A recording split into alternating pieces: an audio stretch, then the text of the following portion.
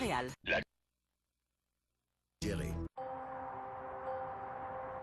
Chaque année, on rapporte des centaines de meurtres au Canada.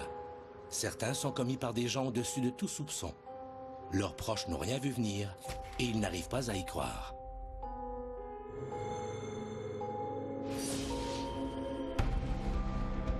Elle venait d'une famille ordinaire, comme n'importe où au Canada. Absolument ordinaire. Les parents travaillaient, il y avait une fille, un petit garçon. C'est une petite fille sage, et puis survient ce changement rapide où elle est attirée par le ténébreux et le macabre. Elle veut être sexy et grandir trop vite. Et tous ces facteurs-là qui l'ont amené à dire hey, moi, cette relation-là, j'y tiens et je suis prêt à faire bien des choses pour la maintenir. Ce qui était difficile à comprendre pour la communauté, c'est qu'un enfant est mort de façon horrible. C'était très difficile à comprendre. To comprehend.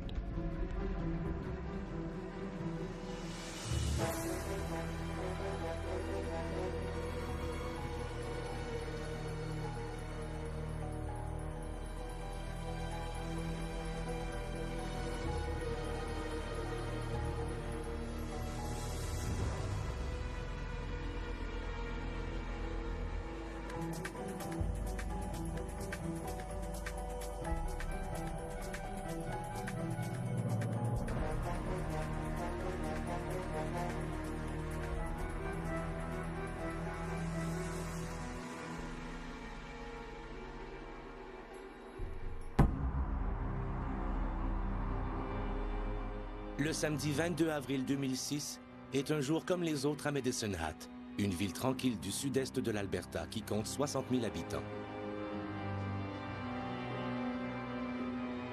Deborah, Mark et leurs deux enfants, que nous appellerons JR et Jacob, passent une journée paisible en famille. Une journée de répit pour les parents qui, depuis l'automne précédent, vivent des moments difficiles avec leur fille. En pleine crise d'adolescence, elles ne cessent de défier leur autorité en fréquentant notamment un jeune homme de 23 ans, Jeremy Steinke. Mark et Deborah sont inquiets, mais ils ne peuvent s'imaginer qu'à la fin de cette journée, 3 des membres de leur famille seront retrouvés dans leur coquette maison, baignant dans leur sang.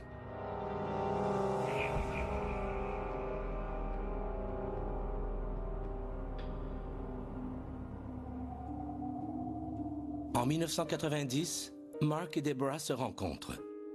En 1993, naît JR et en 1997, Jacob. En 2003, Mark, alors travailleur dans l'industrie du pétrole et du gaz naturel, se voit offrir une promotion et la famille déménage en Alberta. Le couple a connu des débuts difficiles et pour eux, c'est l'aboutissement d'un rêve. Ils sont finalement propriétaires de leur maison dans cette ville tranquille où ils pourront élever leurs enfants en toute quiétude. JR et Jacob fréquentent des écoles catholiques. Élèves studieux, ils sont très appréciés de leurs professeurs et amis. Le frère de JR était très apprécié de ses enseignants, de ses camarades de classe. Tout le monde l'aimait. Son petit voisin était son meilleur ami. C'était un enfant adorable.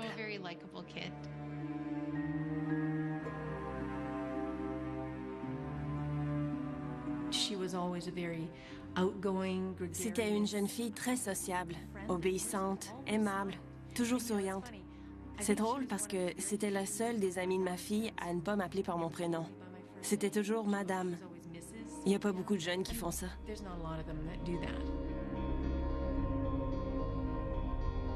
Lorsqu'elle n'est pas en train d'étudier ou de passer du temps avec sa famille, JR s'adonne à des activités comme toutes les filles de son âge.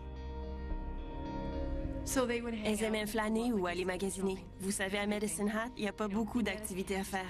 Soit vous allez au cinéma, vous allez magasiner ou vous flânez chez une amie. On parle de fillettes qui viennent à peine de lâcher leur poupée Barbie. Donc des parties pour elles, c'était regarder un film avec du popcorn, ricaner en pyjama en faisant un combat d'oreiller ou bien se maquiller et se coiffer les cheveux. C'était ça pour elles, un party. Vers le mois de septembre 2005, 7 mois avant l'horrible massacre, J.R. entre à l'école secondaire St. Mary's. C'est alors que Mark et Deborah commencent à avoir un changement d'attitude chez leur fille, qui heurte leurs propres valeurs. Lorsque J.R. se rend à l'école, où le port de l'uniforme est obligatoire, elle enfile discrètement un collier à pointe. Et dès qu'elle en a l'occasion, la petite fille troque son uniforme scolaire contre le code vestimentaire propre à la culture gothique. Vous avez là une fille qui fréquente une école catholique et qui excelle. Elle est brillante, elle a de bonnes notes, elle est musicienne artistique. Elle est dans la norme, mais dans le sens positif du terme. Et là survient ce changement rapide où elle est attirée par le ténébreux et le macabre. Elle va être sexy et grandir trop vite. Elle s'intéresse au maquillage et au style gothique.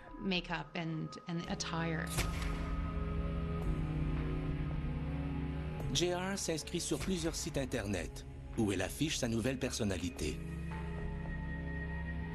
Elle s'y présente comme une adolescente de 15 ans au surnom de Diablesse fugueuse et de chaton meurtrier. Elle prend goût au style musical sombre de ses nouveaux amis virtuels.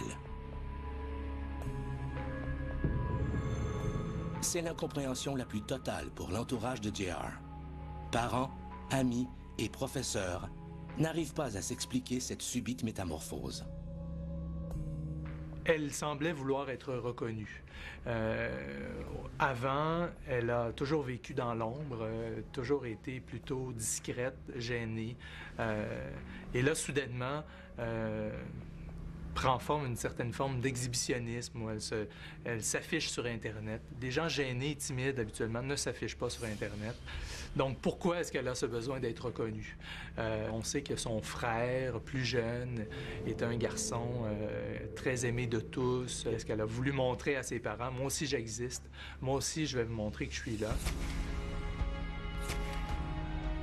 J.R. assume de plus en plus ouvertement son style. En décembre 2005, affichant tous les symboles gothiques, elle se rend à une danse organisée par son école. J.R. tente d'initier ses amis à l'univers noir du mouvement. Mais elle a peu de succès et elle commence à faire bande à part. Ce qui s'est passé avec elle s'est produit vers la fin de l'automne, début de l'hiver, jusqu'au printemps suivant. Elle a changé son cercle d'amis. Elle s'est éloignée de ses amis d'enfance qu'elle ne fréquentait presque plus.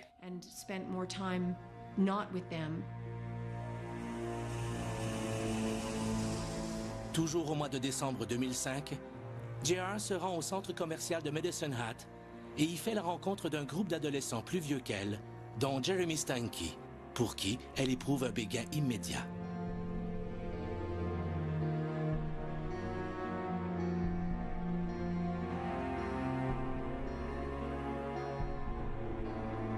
Lorsque Mark et Deborah apprennent que leur fille flirte avec des amis qu'ils considèrent peu fréquentables, ils décident de commencer à porter une attention plus particulière à ses activités et ses relations. Non seulement elle avait l'air d'une adolescente plus vieille que son âge, mais elle agissait aussi ainsi. Elle croyait qu'elle avait le droit d'être indépendante, de ne rien devoir à personne et de ne pas avoir à respecter ni règles ni couvre-feu. Ses parents ont commencé à réduire le temps qu'elle passait sur Internet lorsqu'ils se sont aperçus qu'elle s'était créé des profils sur plusieurs sites où elle inscrivait qu'elle était plus âgée et où elle affichait des photos controversées d'elle-même. Sur ces sites, elle avait plusieurs amis que ses parents ne connaissaient pas. Et évidemment, en tant que parents, ils voulaient protéger leur fille de 12 ans et ils voulaient savoir qui étaient ses amis virtuels. Mais les mesures disciplinaires que Mark et Deborah prennent, sont-elles les meilleures pour empêcher l'enlisement de leur fille?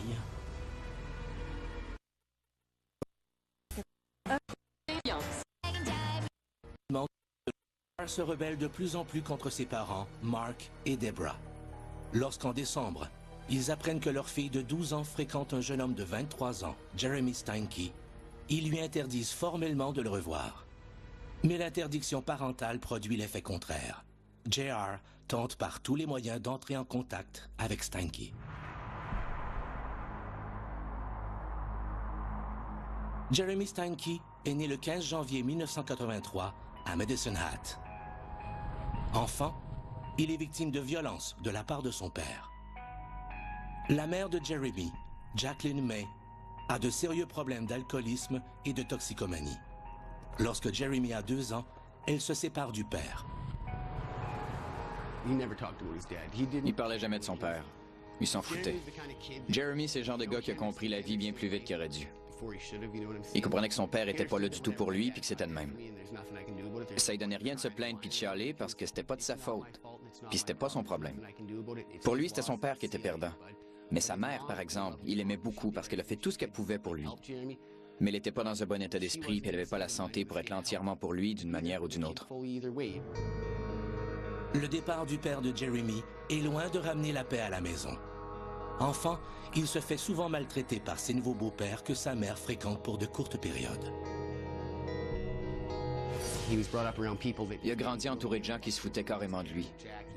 Les gars s'intéressaient à sa mère, puis Jeremy, c'était juste un extra qu'ils voulaient pas parce que c'était pas leur fils. Il a eu une enfance de merde. Presque tous les chums de sa mère la battaient, puis le battaient lui aussi, puis le traitaient comme un moins que rien. C'était quasiment tous des gars qui buvaient puis qui entraînaient Jackie à boire. C'était l'enfer. Il n'y a pas vraiment eu une belle enfance. Il n'y avait pas de monde autour de lui pour l'aimer de la façon dont il aurait dû être aimé. L'environnement familial de Jeremy a des répercussions sur sa vie scolaire et le jeune homme est victime d'intimidation. C'était un décrocheur frustré qui a abandonné l'école au secondaire. Il donnait l'impression d'être une âme frustrée. Il n'arrivait pas à conserver un emploi. Les jeunes de son âge le rejetaient. Même les jeunes avec qui il est allé à l'école le méprisaient, le trouvaient exécrable parce qu'il essayait de jouer au dur. Et il y avait quelqu'un qui a dit qu'à l'école, ils appelaient Stinky Steinke. C'était pas gentil du tout. Alors, il avait pas de self-esteem, rien du tout. Steinke doit se défendre à l'école et doit se défendre dans sa propre maison. Bien vite, il comprend qu'il n'a pas sa place dans ce monde et commence à se faire un nouveau cercle d'amis gothiques. C'est un garçon qui a peut-être exploré différentes modes, puis éventuellement a trouvé une façon de se valoriser. Qui était le gothique. Et soudainement, il s'est mis à être populaire, alors qu'auparavant, il était plutôt le bouc émissaire des milieux scolaires. Jeremy se plaît énormément avec ses nouveaux amis avec lesquels il flâne au centre commercial de Medicine Hat. Plus vieux que la majorité d'entre eux, il devient même une sorte d'icône pour ces jeunes adolescents dont la plupart ont à peine 13 ou 14 ans, alors qu'il en a 23. Il a facilement adopté le rôle de chef de ce groupe de jeunes marginaux qui flânaient au centre commercial. Ils étaient tous beaucoup plus jeunes que lui, mais eux aussi provenaient de familles dysfonctionnelles.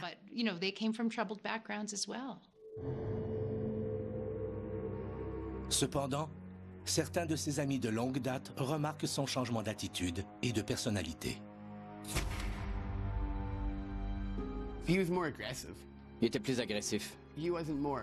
Il était pas plus sombre, c'était le même Jeremy, mais il se foutait de ce qu'on pouvait penser. Il disait, tu sais, au moins ces jeunes-là, ils m'aiment. Puis si vous m'aimez pas pour qui je suis, je vais vous régler votre cas. Tout comme JR, Jeremy perd ses anciens amis au fil du temps.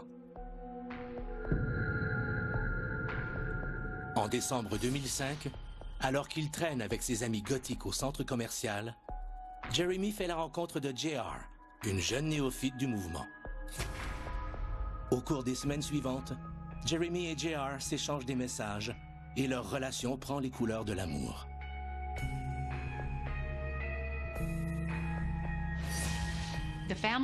La famille a suivi une thérapie. Ce n'est pas rien d'avoir à admettre que vous avez besoin d'aide, que vous n'êtes plus capable de gérer la situation vous-même. Et avec le thérapeute, ils ont élaboré un très bon plan. Le plan était que la punition doit correspondre au délit. Donc, plutôt que de constamment être privée de sortie, ils ont convenu qu'elle pourrait assister au spectacle punk qu'elle voulait voir, mais que ses parents l'accompagneraient. Au cours d'un spectacle, alors qu'elle est accompagnée de ses parents, JR va encore défier leur autorité. Elle attend l'entracte et sort à l'extérieur pour prendre l'air. Mais en réalité, elle va se jeter directement dans les bras de Jeremy et le couple s'éclipse dans une ruelle. Ses parents la cherchent, ils crient son nom à l'extérieur pour finalement la surprendre dans les bras de son petit ami de 23 ans en train de l'embrasser.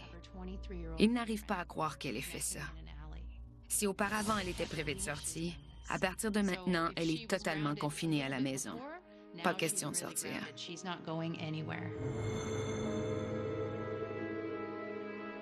La dernière transgression de JR lors du spectacle plonge ses parents dans une grande inquiétude. Ils décident de changer complètement de stratégie. Et plutôt que d'être conciliants avec leur fille, ils lui imposent maintenant des limites très strictes. Elle n'a plus le droit de sortir, ses appels sont filtrés, on lui coupe l'ordinateur et on lui retire son lecteur DVD. JR devient de plus en plus agressive. Des idées morbides germent dans sa tête qu'elle dessine dans ses cahiers d'école. Pour sa part, Steinke vit très mal l'impossibilité de voir JR. Et au début du mois de mars 2006, il s'apprête même à commettre l'irréparable. Alors qu'il se passe la corde autour du cou, le téléphone sonne. Fébrile, Steinke répond. Au bord du gouffre, Steinke est rescapé par JR, qui a trouvé le moyen de déjouer l'attention de ses parents. Steinke y voit un signe. Il est persuadé que JR est son âme sœur et que rien ne pourra désormais les séparer.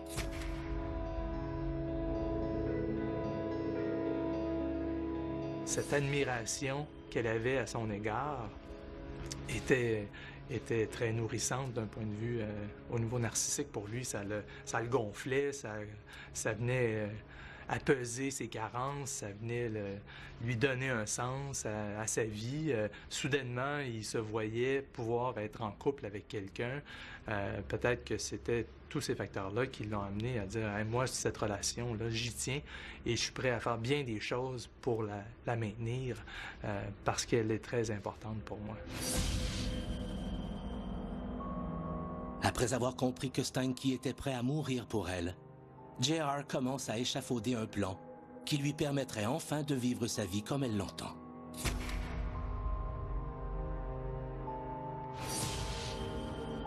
JR transgresse l'interdiction parentale et échange des courriels avec Steinke.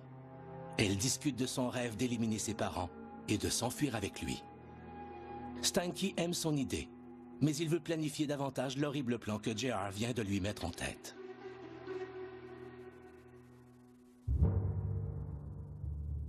Au début du mois d'avril 2006, JR, à bout de patience, accule Steinke au pied du mur.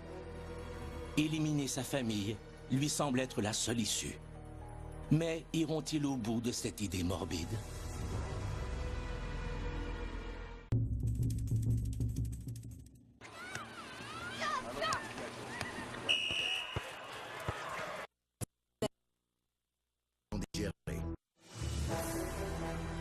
Depuis le mois de décembre 2005, Jeremy Steinke, un jeune homme de 23 ans au passé trouble, fréquente JR, une adolescente de 12 ans issue d'une famille sans histoire.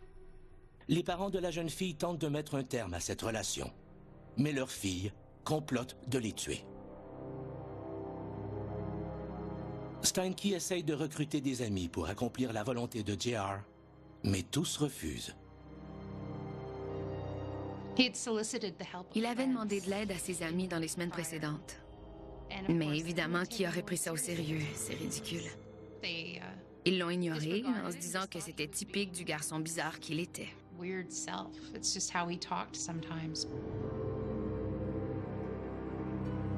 JR met de plus en plus de pression sur Steinke.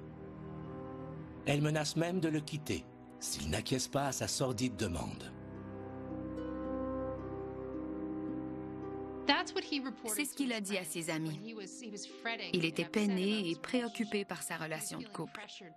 Il sentait une pression de sa part. Est-ce qu'elle l'a vraiment poussé à faire ça? Ça, elle ne le dit pas. Mais lui croyait qu'elle le quitterait s'il n'exécutait pas cette tâche pour elle.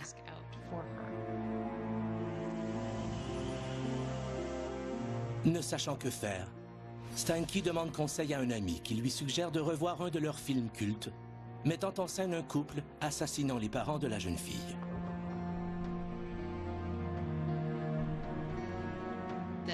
La première scène du film est vraiment graphique et dérangeante. On y voit l'ami de cœur d'une fille tuer toute sa famille à elle. Et ensuite, on voit un petit garçon terrifié se pointer, et la fille lui dit « Va, tu es libre ». Jeremy était très excité par cette scène du film, mais il disait « Ce n'est pas tout à fait comme ça que ça se passera. J.R., elle, va tuer son frère. » Il a dit ça devant ses amis, mais personne ne s'imaginait qu'ils avaient vraiment l'intention de faire ça.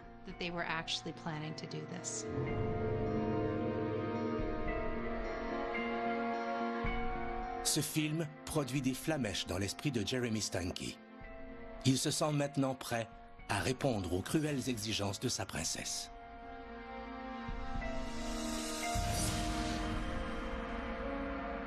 Dans la semaine du 14 avril 2006, J.R. s'enfuit en cachette de chez elle durant la nuit et se rend chez Steinke.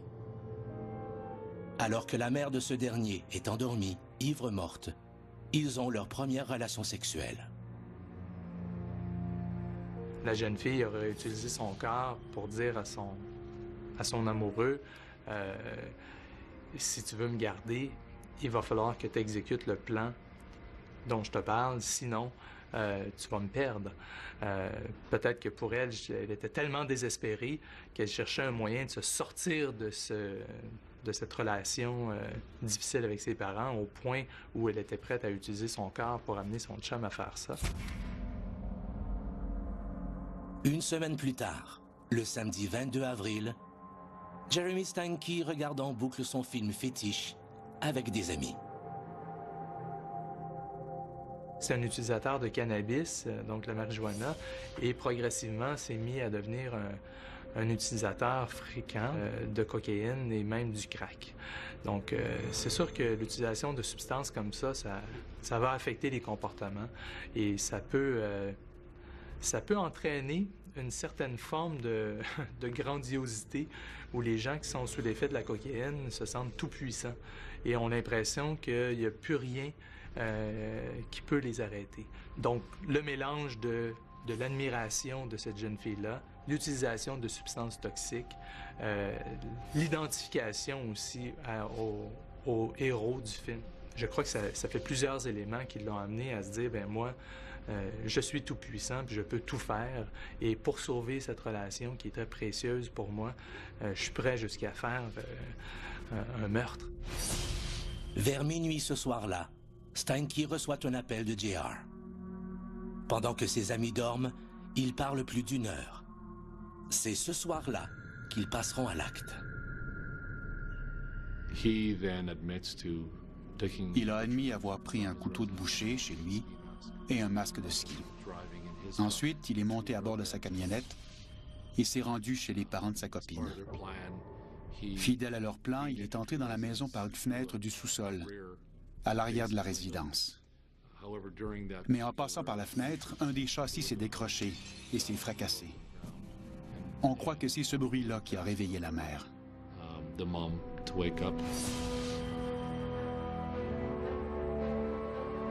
Steinke se retrouve face à face avec la mère de J.R., Deborah.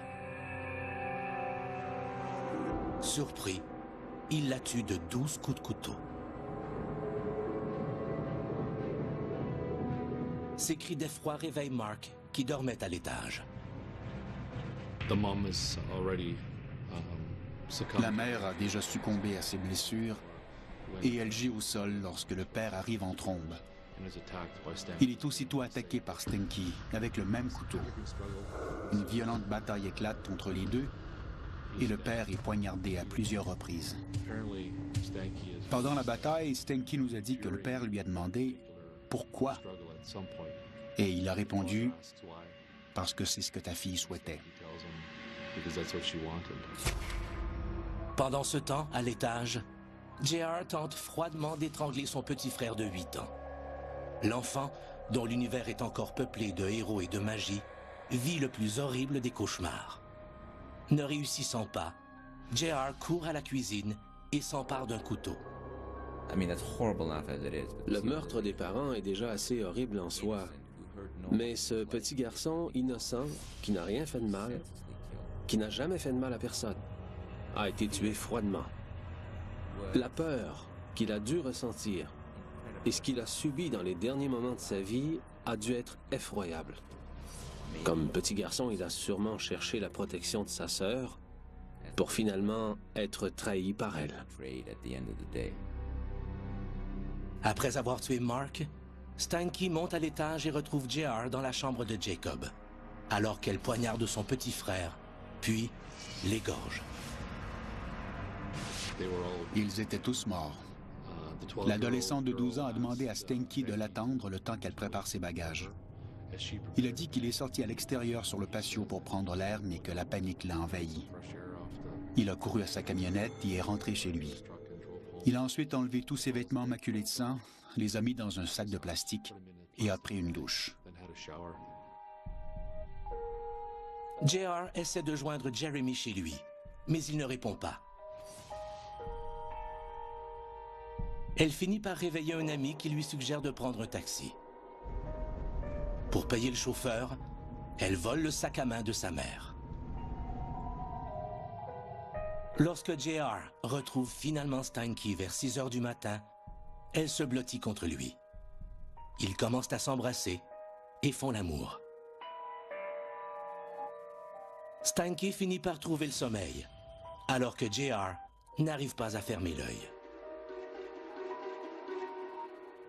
Jeremy Steinke et JR viennent de commettre un meurtre gratuit des plus macabres, en assassinant sauvagement la famille entière de la jeune fille. Ils n'ont aucun plan. Ils sont seuls au monde, unis par le même horrible secret.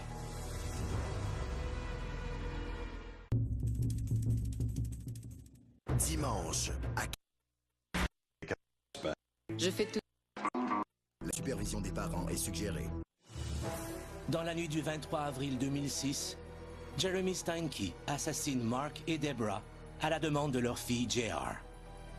Jacob, le petit frère de JR, à peine âgé de 8 ans, ne sera pas épargné par la rage meurtrière de sa sœur aînée.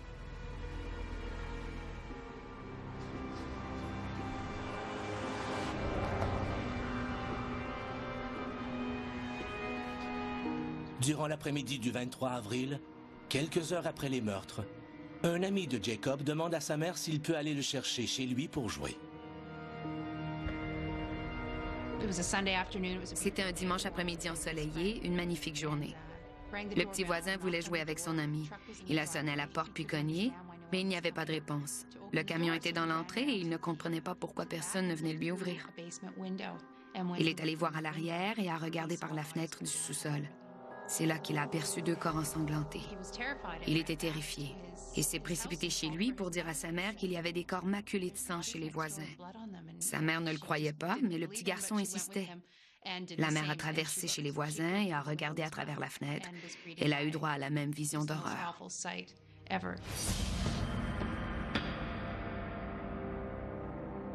Les policiers se dépêchent sur les lieux et font la macabre découverte. En parcourant la maison, ils découvrent qu'un seul membre de la famille manque à l'appel. Pour eux, l'heure est grave. Il y a plusieurs choses qui vous passent par la tête à ce moment-là. La dernière chose que chacun d'entre nous, comme enquêteurs, avions en tête, c'était qu'un membre de cette famille-là était responsable de ça. Honnêtement, quand on a vu la scène des crimes, on s'est dit, est-ce que l'adolescente a été blessée? Est-elle en danger? A-t-elle été enlevée? Et si rien de ça s'est produit et qu'elle se trouve chez une amie, il faut la trouver, la mettre à l'abri et lui annoncer ce qui est arrivé aux membres de sa famille.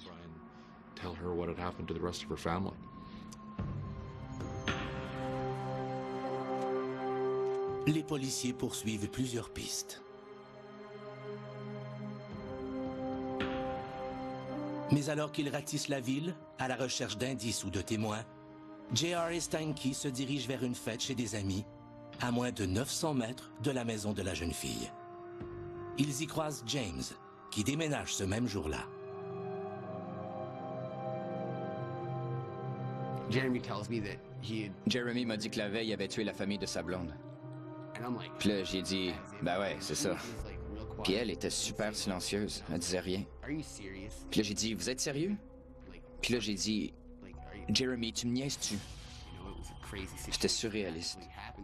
Là, elle m'a regardé, puis elle m'a dit, mon petit frère a gargouillé au pied du lit.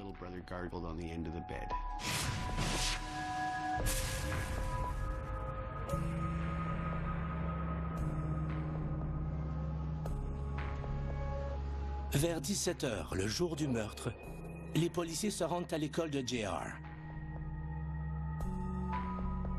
Ils éprouvent un choc terrible en découvrant dans son casier des dessins et des lettres décrivant sans équivoque le sort qu'elle réservait à sa famille. Les policiers voulaient secourir la petite JR. À la sortie de l'école, ils la recherchent pour meurtre. L'information que nous avons rassemblée à l'école était importante. C'était une pièce du casse-tête.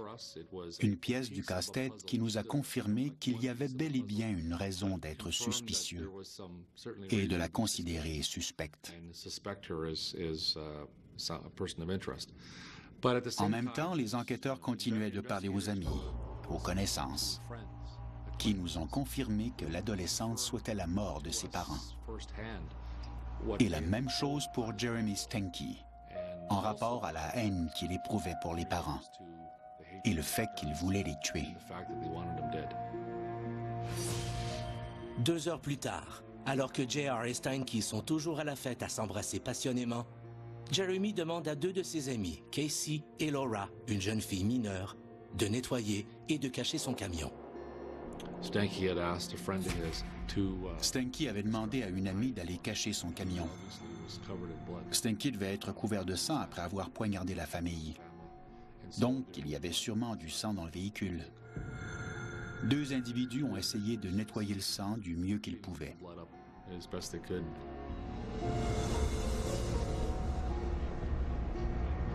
Tard dans la nuit du 23 avril, Casey et des amis amènent Stanky et JR à Leader, un village de 300 âmes situé à 1h30 de Medicine Hat. On était plutôt convaincus, du moins, on avait des raisons sérieuses de croire qu'on pouvait arrêter ces 2 individus à la lumière des informations et des preuves qu'on avait recueillies. Les amis nous ont parlé de connaissances qui avaient des liens avec eux. Une de celles-là était un jeune homme qui habitait à Leader, en Saskatchewan. Leader est à environ 1 heure de Medicine Hat.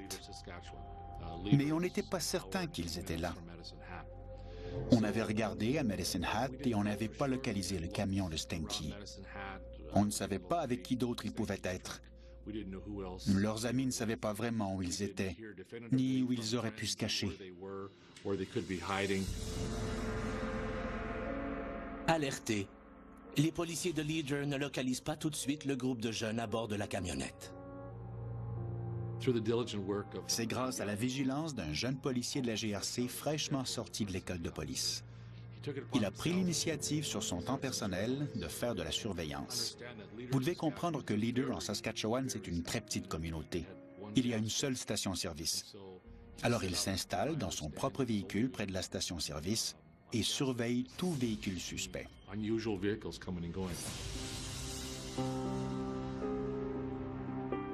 Le lundi 24 avril 2006, Stanky, JR et leurs amis se rendent à la seule station-service du coin. Ils ignorent qu'ils ont été repérés.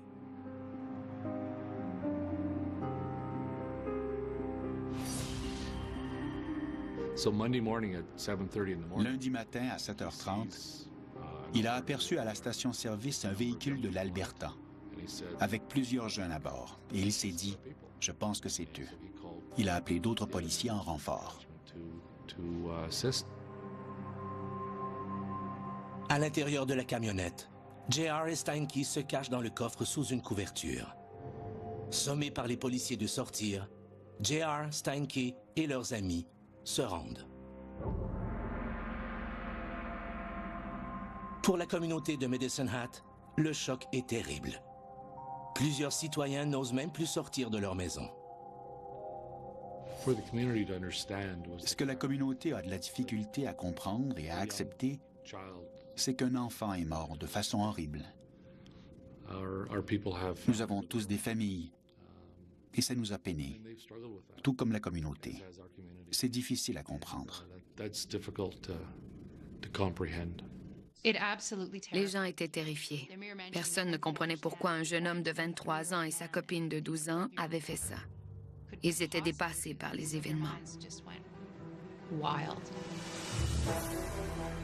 La fuite de Stanky, JR et leurs complices finit abruptement.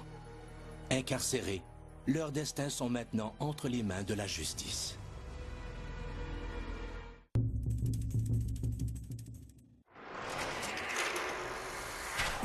Il y a celles qui sont folles des chats. Et celles dont les chats semblent les rendre folles. Mais derrière cette folie se cache une grande solitude. Folle des chats, dimanche 21h. À DocuD. L'environnement pour nous autres, c'est bien important.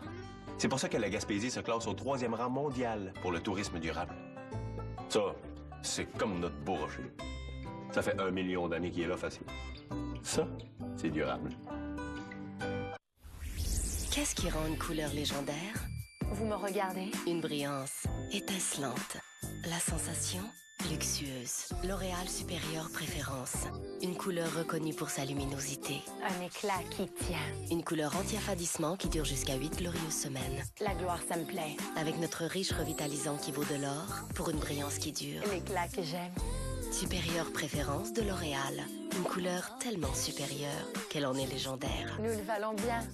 Dans une berline compacte, vous désirez retrouver performance, technologie de pointe et économie d'essence. Et vous aurez tout ça dans une Mazda 3. Mais ce dont vous avez vraiment besoin, c'est d'ingénieurs obsédés par le souci du détail qui créent des Mazda 3 sérieusement amusantes à conduire. Parce que si ça vaut pas la peine d'être conduit, ça vaut pas la peine d'être construit. Nous créons des Mazda. Et vous, à quoi carburez-vous? Louez une Mazda 3 2011 dès maintenant et nous paierons vos 3 premières mensualités. Profitez de l'été. Oubliez tous ces tracas pour revêtir ces soupapes d'une autre. Le cutter de Silhouette Slim & Lift Air enveloppe aisément votre corps et masque les bourrelets. Vous aurez l'air d'avoir perdu de 10 à 20 livres et d'avoir amélioré vos vêtements de 1, 2 ou même 3 tailles. Extensible et perméable à l'air. Fini les marques de sous-vêtements et les bourrelets en trop. Vous pouvez obtenir le correcteur de Silhouette Slim & Lift Air pour 2 paiements de 29,95 $ seulement. Mais attendez, nous vous ferons aussi parvenir une deuxième paire Slim & Lift Air de couleur noire tout à fait gratuitement. Il y a mieux, nous vous enverrons le soutien-gorge Air Bra. Sa conception sans couture procure un support confortable. Peu importe votre taille, sans armature, ni bretelles, ni crochets. Ayez votre carte de crédit en main, appelez au numéro affiché à l'écran ou consultez teinte.ca. Commandez le nouveau Slim & Lift Air pour 2 paiements de 29,95 $ et obtenez-en un deuxième de couleur noire gratuitement. Appelez maintenant, nous vous enverrons le soutien-gorge Air Bra gratuit. Ne payez que les frais de livraison. Commandez maintenant. François? Salut!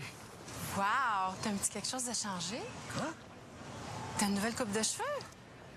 C'est peut-être mon nouveau veston. Nouveau pantalon.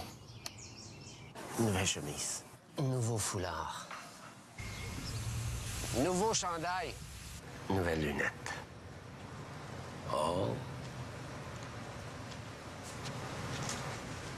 Cialis, parlez-en à votre médecin. Le rocher passé. Ben, OK, là, il est tout petit, là. Mais si tu viens le voir pour vrai, c'est une autre histoire. 450 mètres de long, 90 mètres de large, 85 mètres de haut. C'est toxon, ça, mon homme? Cette émission comporte des scènes pouvant ne pas convenir à un jeune public. La supervision des parents est suggérée. Le 24 avril 2006, le lendemain des meurtres de Mark, Deborah et de leur fils Jacob, les principaux suspects, Jeremy Stanky et JR, ainsi que leurs présumés complices Casey et Laura, sont arrêtés à 8 heures du matin après une journée de cavale.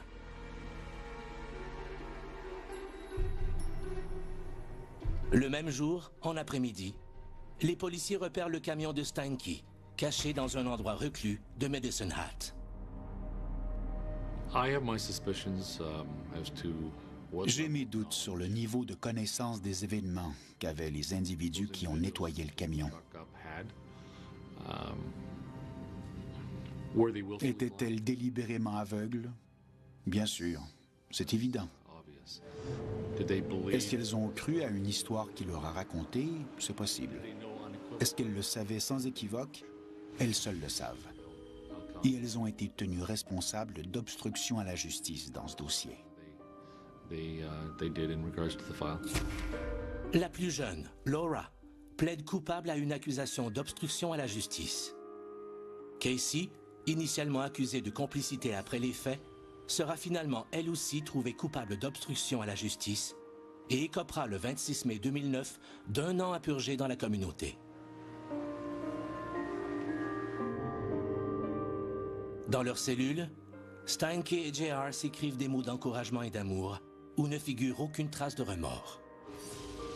Le 3 mai 2006, moins de 2 semaines après son arrestation, Jeremy Steinke est transféré à Calgary pour y subir un examen psychiatrique. Dans le fourgon cellulaire, Steinke se vante à un autre prisonnier d'avoir tué la famille de sa petite amie. Il ignore qu'il s'agit en fait d'un agent double et qu'il est sous écoute.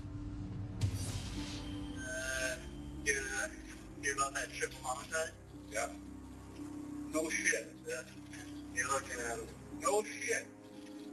Look at your famous, brother. Yeah, that's what I figured. Me and my lady become a legend. Yeah. I remember standing there in her basement, expecting her dad to come downstairs, but instead it was her mom. Yeah. And instantly I freaked out and got her, and fucking then, because she screamed, he came barreling downstairs and fucking came at me real fast and fucking, yeah, no, the last thing I really remember with him, after him attempting to stab me, fucking him laying on the ground asking me why, and I said, because you treat your daughter like shit, she wanted it this way, and fucking, and that was it, and then I went upstairs and I watched my girlfriend cut her brother's throat. Le procès de JR s'ouvre le 4 juin 2007, 1 an après le meurtre de sa famille. Elle plaide non coupable aux 3 chefs d'accusation de meurtre prémédité. Son apparence avait changé. Elle était impeccable. Elle avait un air angélique. Fini les poses pour la caméra. Elle était obéissante. J'ai eu des frissons quand elle a témoigné. Elle a nié tout au long de son témoignage avoir souhaité que ça se produise. Pourtant, tous ceux qui ont témoigné se souviennent qu'elle avait souhaité la mort de ses parents et qu'elle avait dit à plusieurs reprises « Je les hais, je souhaite qu'ils meurent ». Et je n'arrivais pas à croire qu'elle n'éclate pas en sanglots et ne dise pas qu'elle était désolée. Vous savez, on s'attend à ce qu'un enfant craque, mais elle était calme et bien préparée.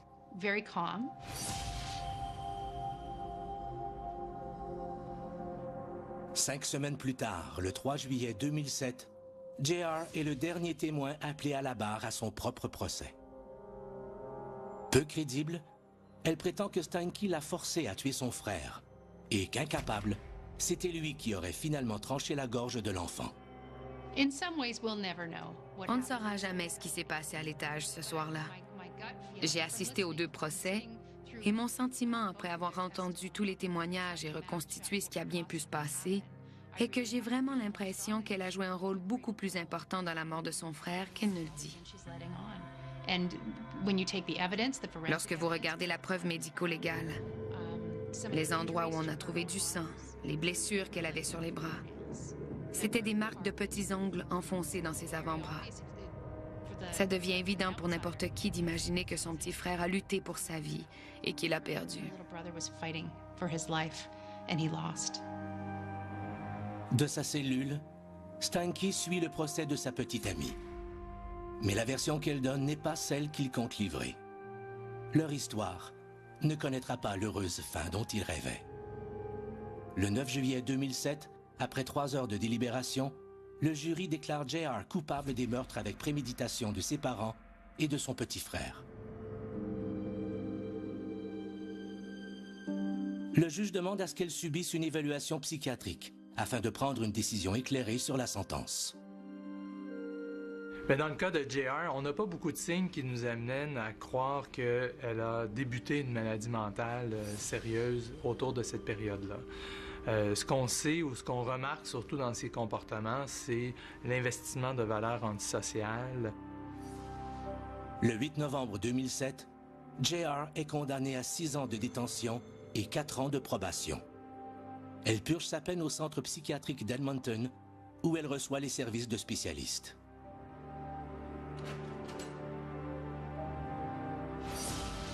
Le 10 novembre 2007, alors que s'ouvre son audience, l'avocat de Jeremy Steinke dépose une requête de changement de lieu d'audition. Trouver un jury impartial dans cette petite ville de 60 000 habitants, se remettant à peine de la tragédie, semble en effet impossible. Le 14 novembre 2008, plus de 2 ans et demi après les événements, le procès de Jeremy Steinke s'ouvre finalement à Calgary. La foule présente est tellement grande qu'une seconde salle avec des écrans géants est aménagée pour permettre au public d'assister au procès. Jeremy était beaucoup plus facile à croire. Je l'ai trouvé plus crédible à la barre des témoins. Il était très émotif, particulièrement lorsqu'il a parlé de sa mère, parce que ces deux-là s'aiment vraiment, malgré l'éducation et l'encadrement déficient qu'elle lui a donné. J'ai trouvé sa version des événements beaucoup plus crédible, parce qu'il aimait profondément cette adolescente. Il était amoureux d'une fille de 12 ans. Ça n'a aucun sens de notre point de vue, mais pour lui, c'était clair qu'il voulait approfondir leur relation. Le 5 décembre 2008, après 11 heures de délibération, Jeremy Steinke est reconnu coupable de 3 chefs d'accusation de meurtre prémédité. Le 15 décembre 2008, Jeremy Steinke est condamné à la prison à vie, sans possibilité de libération conditionnelle avant 25 ans. C'est un jeune homme qui est tombé dans les failles du système des services sociaux, tombé dans les failles de la vie. Il n'a jamais vraiment eu de chance. Il a fait du mieux qu'il pouvait avec ce qu'il avait. Et ce qu'il avait, c'était pratiquement rien. Ce qui me frappe dans cette histoire, ce n'est pas le sang ou le crime en soi. Ce qui m'atteint, c'est que Jeremy voulait être aimé. Et il voulait de la stabilité. Il voulait du rêve. Il voulait ce que JR avait. Et elle se débarrasse de sa famille. Je n'arrive pas à croire que ces deux-là, qui sont tellement à l'opposé l'un de l'autre, se trouvent, veulent être ensemble, et que leur but ultime soit si différent. Il voulait tout ce qu'elle avait toujours reçu, et elle n'en voulait pas du tout.